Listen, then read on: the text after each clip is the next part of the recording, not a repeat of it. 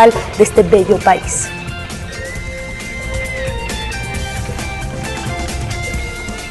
Le contamos que el impuesto a los consumos especiales ICE para las bebidas alcohólicas sufrió un incremento de 85 centavos, resolución que está vigente desde enero y aún no se registra el alza de precios de los productos de stock.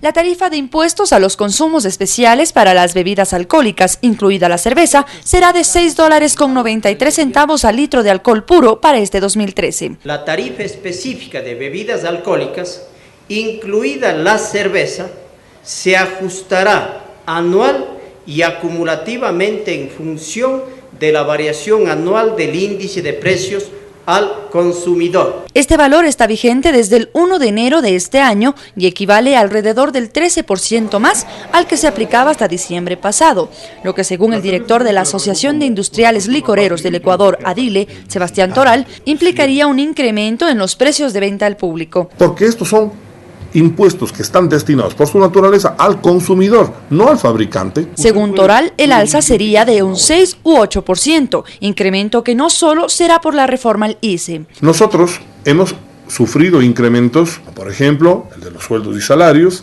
el de las materias primas, entonces eso hace que nosotros, aparte de los impuestos que se nos han obligado a subir, pues, o a trasladar a los consumidores, debamos hacer un pequeño reajuste en las tarifas de nuestros productos. Pese a que las cervezas también están incluidas en esta reforma, la Cervecería Nacional, a través de un comunicado de prensa, anunció que no tiene previsto un incremento en ninguno de sus productos, aduciendo que este ajuste tributario sí fue considerado en su planificación anual. La tarifa de este impuesto será aplicada al litro de alcohol puro y en la producción nacional se comercializa alrededor de 6 millones de litros de alcohol anualmente, según ADILE.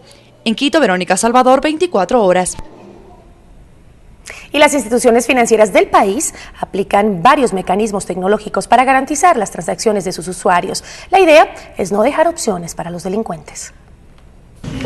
Las tarjetas de débito y crédito con chip es una de las seguridades que implementan varias instituciones financieras para evitar que los delincuentes obtengan información de sus clientes. La tarjeta inteligente es usada actualmente en países como Perú, dificultando su clonación, a diferencia de las tarjetas con bandas magnéticas, a las que con un dispositivo se le extrae los datos del usuario. La idea es migrar de la tarjeta con banda a una tarjeta llamada inteligente. Dispone de un chip que permite almacenar la información y cuya lectura o clonación es mucho más difícil. A esto se suman otros tipos de seguridades en cajeros automáticos, que consisten en digitar además de la clave los últimos 4 números de la cédula, equipos anti-skipping, cámaras de seguridad y mensajes SMS a los usuarios luego de cada retiro, forma parte de la disposición de la Superintendencia de Bancos para garantizar la información de los usuarios. La certificación PCI DSS. Este es un estándar exigido a nivel mundial para seguridad de protección de datos de tarjetas. Mientras tanto, las seguridades implementadas deben ir de la mano con la prevención de cada uno de los usuarios para evitar ser víctimas de la clonación de tarjetas. César Velastegui, 24 horas. El Servicio de Rentas Internas, SRI, informa que se reanudan los cobros para las matrículas de los vehículos. El proceso se detuvo el pasado 29 de diciembre por las festividades de fin de año. Con ello, se pueden hacer los trámites para la matriculación vehicular tanto para los rezagados del año pasado como para quienes desean ya pagar los tributos de este año 2013. Usted puede realizar el pago a través de las instituciones financieras con las que el SRI tiene convenios. Y a pocos días de cumplirse un mes de la eliminación de la pesca de arrastre, los pescadores no han podido encontrar otra fuente de empleo, por lo que ahora apuestan a la captura de otras especies con el apoyo de la Subsecretaría de Pesca. Por más de 20 años, Jimmy Martínez era el capitán de una embarcación de pesca de arrastre y que desde hace más de 24 días la práctica de este tipo de faenas fue erradicada del país por afectar al ecosistema marino. Desde el 15 de diciembre, al igual que a Martínez, a decenas de pescadores se les ha dificultado conseguir un trabajo. Como dice el dicho, barco parado no gana flete, nadie tiene ingresos. Apuradamente lo que podemos hacer, y tal vez es un diario mínimo como para ayudar a habilitar el trabajo. Esto pese a la serie de incentivos anunciados por el gobierno, como microcréditos para cambiar de actividad e incluso incluso la compra de las embarcaciones. Porque muchos de los armadores han solicitado crédito a la CFN y eso aún los créditos no están siendo entregados, por tanto eso va a tardar. Escenario muy diferente viven los pescadores de arrastre de Pozorja, quienes tras la presentación de un proyecto ecológico pudieron mantener su actividad con el fin de preservar otras especies. Los barcos tienen un chip satelital que te puede decir exactamente dónde te encuentras ubicado por el satélite.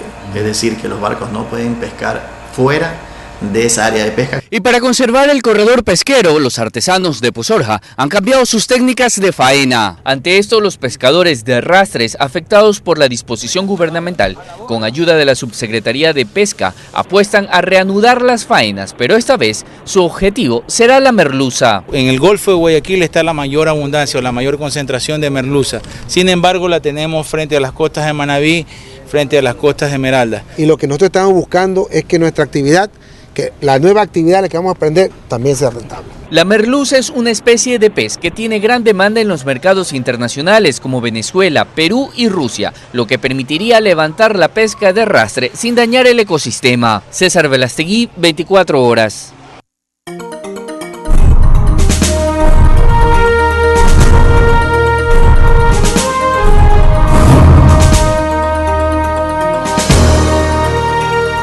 Ocho de la mañana con 18 minutos, desde 95 hasta algo más de $2.500 es lo que deberán pagar en multas aquellas personas que coloquen publicidad electoral en espacios públicos que no han sido autorizados por el municipio de Quito.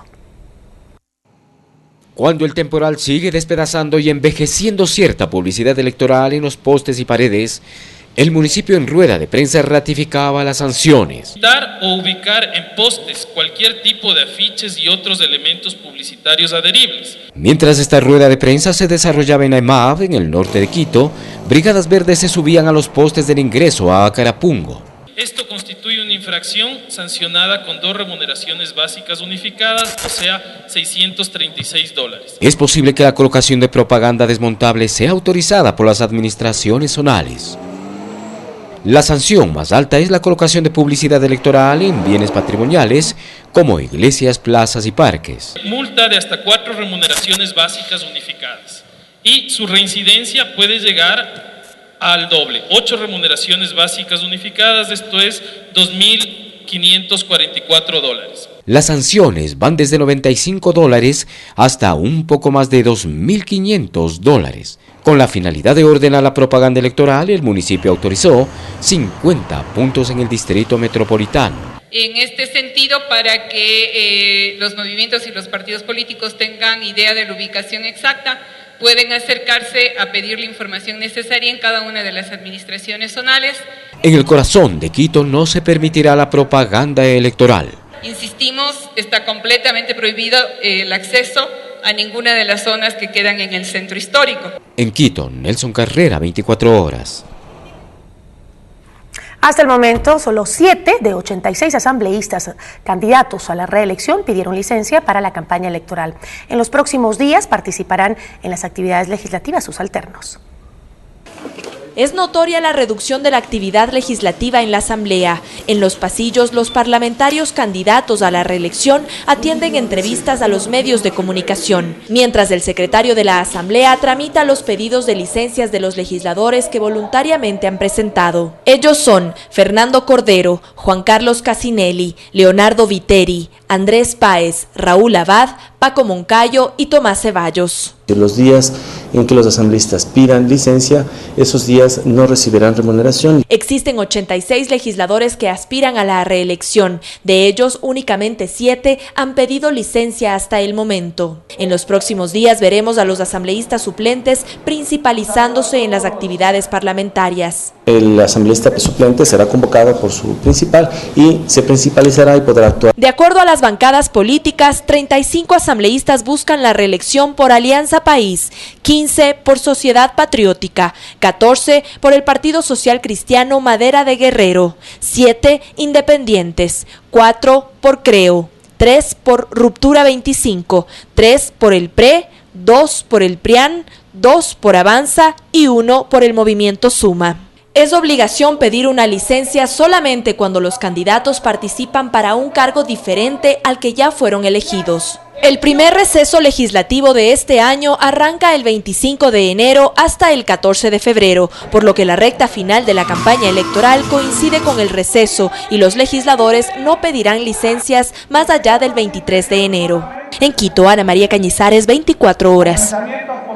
Y en su cuarto día de campaña, el candidato a la reelección por Alianza País, Rafael Correa, recorrió algunos cantones de Pichincha. Empezó con una concentración en Cayambe, donde presentó a los candidatos a la Asamblea Nacional y además pidió a los asistentes ignorar las ofertas de los otros candidatos.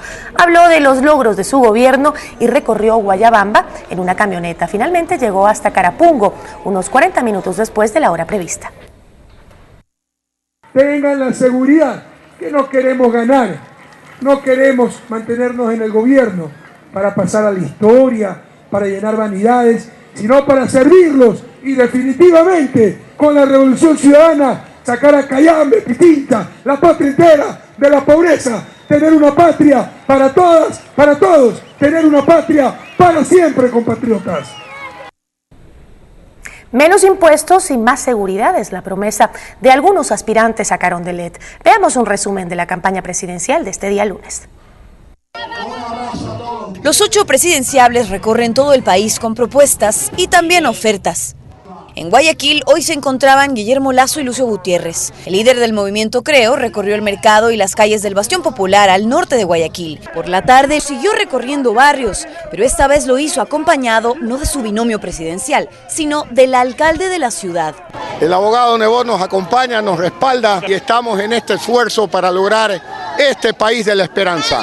Nebot dijo que no le dice a la gente por quién votar, sino que los orienta, que él no está haciendo campaña, sino visitando sus obras. La gente es la que tiene que tomar su decisión y tiene que votar por un candidato y por candidatos que les sirvan a ellos para tener bienestar y progreso. El apoyo es parte de la alianza entre la Lista 6 y el movimiento Creo, cuyo líder asegura que habrá segunda vuelta electoral, confiado en que él será parte. Pero lo mismo asegura Lucio Gutiérrez. Para él solo hay 2 candidatos. El candidato del pueblo, que es Lucio Gutiérrez, y el candidato pues que representa a los que falsifican títulos. Junto a otros miembros de Sociedad Patriótica visitó el suburbio de la urbe porteña, haciendo 2 ofrecimientos concretos: incrementar a $10.000 el bono de la vivienda y crear una fuerza policial como esas de las películas. Así lo dijo. Cuando hay un asalto en un barrio, se movilicen por aire, se movilicen por tierra, desde los helicópteros, los soldados y los policías bajarán en descenso vertical como en las películas y en minutos estarán dándole seguridad al pueblo ecuatoriano. Que el dinero para financiar sus ideas saldrá del 30% de la obra pública de este gobierno, que asegura presenta irregularidades. Se están robando por lo menos $3.000 millones. Y otros candidatos este lunes no recorrieron calles, pero sí cumplieron con una agenda de medios. En una entrevista radial, el pastor Zavala, candidato del PRE, se refirió al bono de la pobreza y al candidato presidente Correa. Yo no me voy a sentir orgulloso mañana en decir ecuatorianos, ya no son 1.300.000 los que reciben el bono, sino 1.700.000. Eso sabe lo que le pone al gobernante, un gran letrero que dice incapaz. No puede sacar de la pobreza a la gente. Yo quiero... Natalie Toledo, 24 horas.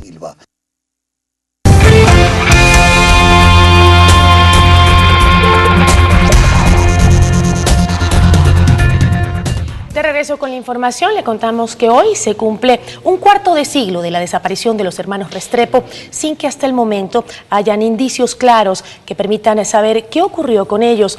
Hagamos un recuento de lo ocurrido ese 8 de enero de 1988.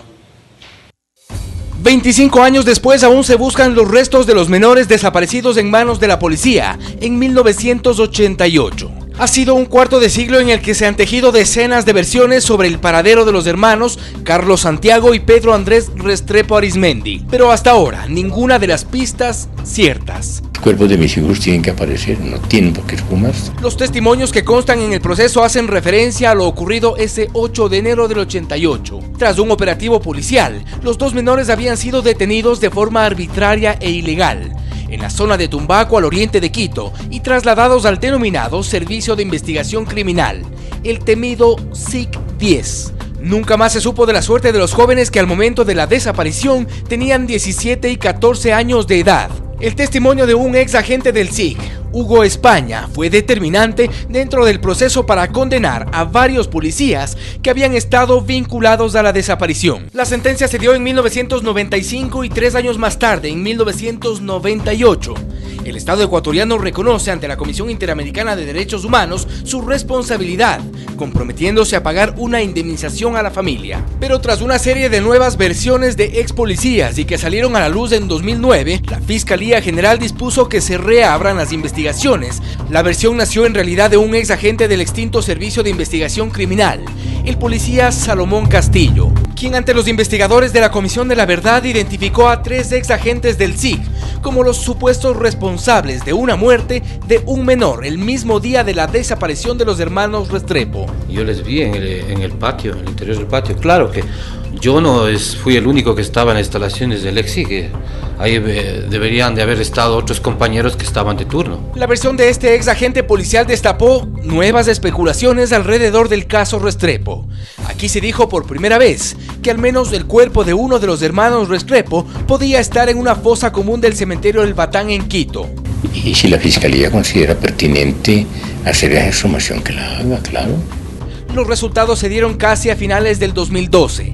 La Fiscalía reveló entonces que los cadáveres no identificados que ingresaron al cementerio del Batán en 1988 no corresponden a ninguno de los hermanos Restrepo Arizmendi, y fue con la colaboración del padre de los 2 menores que los forenses descartaron esta hipótesis. Lo cierto es que se trata de cuerpos que llegaron sin identificación y que indiscutiblemente corresponderían a personas desaparecidas.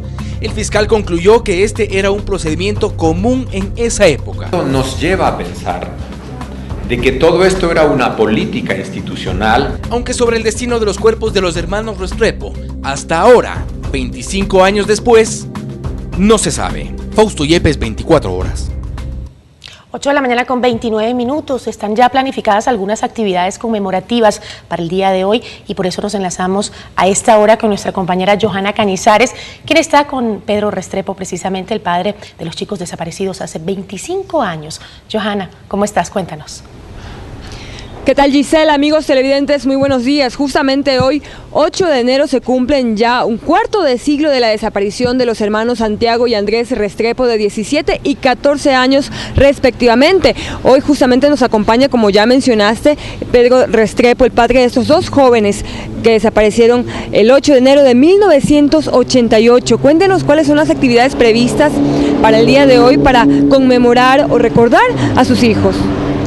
Bueno, hoy 8 de enero, al cumplirse 25 años de secuestro, tortura, asesinato y desaparición de mis hijos Carlos Santiago y Pedro Andrés, en homenaje a esos niños, en homenaje a su madre, en homenaje a la lucha, en homenaje a los derechos humanos, se va a proyectar la película Con mi corazón en Yambo, de mi hija María Fernanda Restrepo, en el Teatro Universitario a las 6:30 de la tarde, el día de hoy.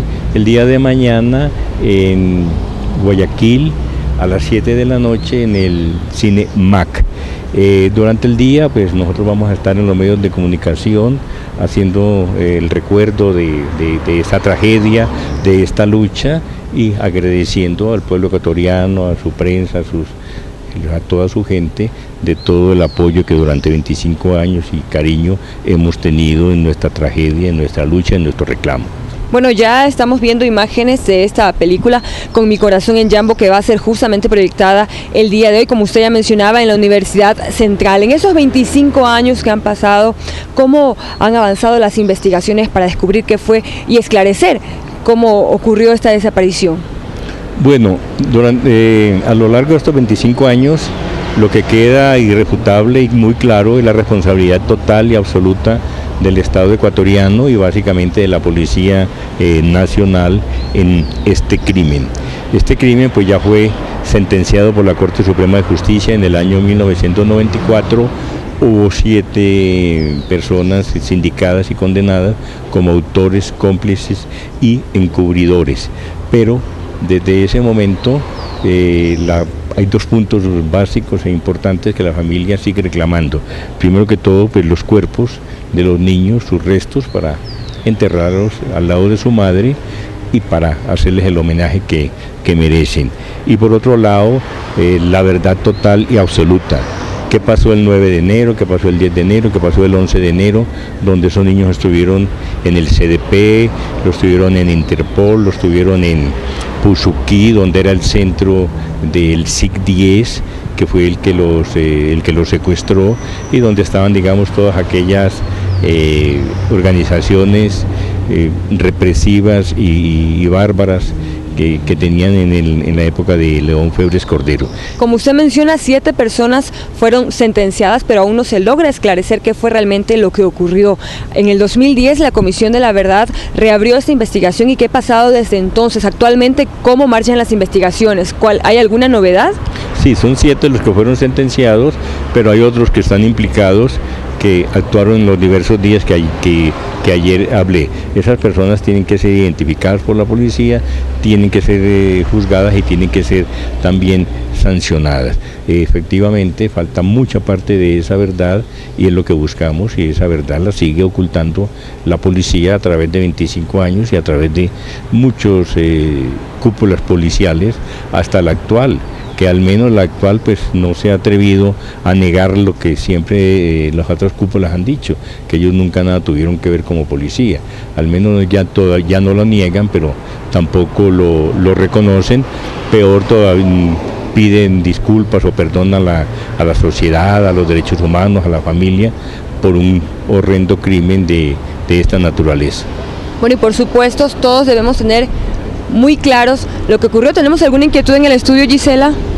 Así es, Johanna. Primero saludar y felicitar a Pedro por esa tremenda lucha y ese ejemplo que nos ha dado a los ecuatorianos. Mi pregunta va en torno a la película, que por cierto ha sido un tremendo éxito de taquilla en el país entero, la película de María Fernanda Restrepo, Con mi corazón en Yambo, pero también ha tenido consecuencias para la familia, porque obviamente se dicen cosas y se recuerdan cosas que a muchos miembros de algunos gobiernos pues molestó. ¿Qué ha pasado? ¿Ha tenido consecuencias graves? ¿Han habido demandas? ¿Qué pasó con esa película? Bueno, Gisela en el estudio le consulta más bien a usted, ¿qué ha pasado luego de que la proyección de la película, que ha tenido excelente acogida, Con mi corazón en Yambo? ¿Ha habido demandas? ¿Han tenido inconvenientes porque hay muchas personas que obviamente aparecen allí? ¿Han tenido repercusiones? La película, como dice, realmente ha sido un éxito no solamente a nivel nacional, sino también a nivel internacional. A nivel nacional pues ha removido las conciencias. Hay que destacar el interés que ha tenido la juventud, muchos jóvenes que ni siquiera habían nacido o que eran muy jóvenes en esa época pues. ¿Qué problemas les ha causado? Pero no ha habido ningún problema, ha habido mucho cariño, ha habido mucha admiración, mucha gente que felicita a mi hija por ese trabajo, pero no ha habido ninguna demanda ni ninguna acción o alguna amenaza al respecto. Muchísimas gracias, reiteramos nuestra admiración por esta larga lucha. Hoy se cumplen 25 años de la desaparición de los hermanos Restrepo y como ya lo mencionó Pedro, ustedes están invitados. Hoy 6:30 en el Teatro Universitario de la Universidad Central se proyectará la película Con mi corazón en Yambo, totalmente gratuito, y mañana en Guayaquil en el Max Cine a las 7 de la noche. Así que están cordialmente invitados. Volvemos al estudio. Buenos días. Buenos días, una película que vale la pena ir a ver, sobre todo a la juventud, para que lo que pasó no se olvide nunca. Y repito, una admiración tremenda para este hombre maravilloso que es Pedro Restrepo, por la lucha inmensa y el ejemplo que nos ha dejado a todos los ecuatorianos. Vamos con las...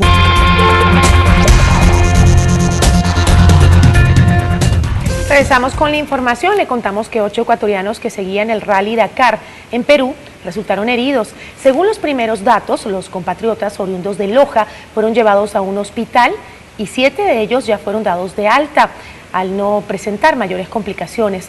En el vecino país todavía permanece internado el ecuatoriano Hernán Lascano Lalama con un cuadro de edema cerebral. Cambiamos de ámbito informativo para contarle que la Cancillería ecuatoriana confirmó que se han establecido nuevos procedimientos para el envío de la valija diplomática. Conozcamos cuáles son las medidas que han tomado. Según el acuerdo ministerial que se publicará la próxima semana en el registro oficial, habrá nuevas normas de seguridad para garantizar el correcto funcionamiento del servicio de valijas. Entre las medidas adoptadas están: sistema de seguridad con circuito cerrado de video y reporte fotográfico, que asegure el registro del área de valija y despacho de la misma. Monitoreo permanente del área de valija. Sistema de alertas mediante correos electrónicos cuando alguien ingresa al área de despacho. Utilización de escáneres para la revisión de bultos, cajas y sobres. Pedro Delgado y su familia intentaron canjear sus pasaportes diplomáticos por los ordinarios, pero su solicitud fue rechazada. Sucedió la mañana de este lunes en el Consulado de Ecuador en Miami. Pedro Delgado, su esposa e hijos fueron al Consulado de Ecuador en Miami a cumplir con un trámite oficial, tras terminar la misión diplomática de su cónyuge, entregar su pasaporte azul a la espera de recibir su pasaporte ordinario. Pero, según su abogado defensor, esta fue la respuesta que encontraron. Cónsul del Ecuador en Miami, que se llama Eduardo Rivadeneira, nos ha manifestado que por instrucciones de la Cancillería tiene órdenes de no entregar los pasaportes ordinarios de Pedro Delgado y su familia. Es más, que el pasaporte ordinario del exfuncionario del fideicomiso se quedó en Washington y por consiguiente tampoco se pudo cumplir con el canje. De los 4 pasaportes, Pedro, su esposa y sus 2 hijos, 3 de ellos están ya en Miami y el 4º pasaporte, esto es el de Pedro, ha sido retenido en la embajada del Ecuador en Washington por Natalie Celi, que ella ha dado instrucciones de que le entreguen a ella el pasaporte. De hecho, la situación judicial de Delgado no se ventiló este fin de semana en la Fiscalía del Ecuador, sino en las redes sociales. Su abogado, desde su cuenta de Twitter, publicó: Pedro Delgado fue obligado a dar rueda de prensa donde confiesa. La embajadora del Ecuador en Washington respondió: creo que la ética del hombre de bien es lo único que obliga, más aún cuando es servidor público y se ha confesado atentado contra la fe pública. Carminiani añadió: tengo cómo demostrarlo. Fue obligado a autoincriminarse. Mi cliente me ha demostrado que el gobierno sabía de eso antes de dar la rueda de prensa. El pedido de retirar la visa fue para que comparezca, ¿cierto? Pedro Delgado compareció antes del retiro de su visa. ¿A título de que la embajada solicita le retiren la visa a Delgado? La diplomática concluyó: él ya no tiene goce de sus derechos diplomáticos. Lo correcto es devolver hasta las placas. Indiqué que esperaba que cumpla su promesa de regresar. No hay nada más. Lo cierto es que el estatus migratorio del ex hombre fuerte de las empresas incautadas sigue en una especie de limbo político-diplomático en los Estados Unidos, con visa diplomática hasta el 18 de enero y con una solicitud de asilo que aún no tiene respuesta oficial. Jorge Rodríguez, 24 horas. Y mientras tanto, el canciller ecuatoriano Ricardo Patiño negó que el gobierno haya ofrecido medidas sustitutivas al expresidente del Banco Central, Pedro Delgado, para su retorno al país. Patiño instó a Delgado a que regrese al país para responder por los errores, mentiras y delitos cometidos. Conversaciones con nuestros funcionarios diplomáticos en Estados Unidos y les he dicho que se comuniquen con el señor Delgado y le digan que él tiene la obligación moral de regresar al país, que se vaya preso, que no se vaya preso, que le hagan un juicio, que no le hagan un juicio, es un problema que él tiene que tratarlo, pero no puede irse del país, dejar engañado, haber traicionado la confianza del presidente de la República y simplemente decir que ahora es perseguido político. Y la Policía Internacional, Interpol, mediante un comunicado, negó la solicitud de la justicia ecuatoriana de incluir en la lista de difusión roja para detención al expresidente del Ecuador, Yamil Maguad, acusado de presunto peculado. Este organismo, con sede en Lyon, Francia, negó el pedido bajo el argumento de que el caso tiene una naturaleza predominantemente política y por esta razón la información relativa a Maguad será eliminada de las bases de datos de la Interpol. El exasambleísta Fernando Balda fue declarado culpable de atentar contra la seguridad del Estado. Así lo dictaminó el Tribunal Sexto de Garantías Penales de Pichincha. Balda fue juzgado bajo el artículo 148 del Código Penal, que sanciona el envío de información falsa al exterior. El legislador de Sociedad Patriótica puede recibir una pena de 6 meses a 4 años de prisión.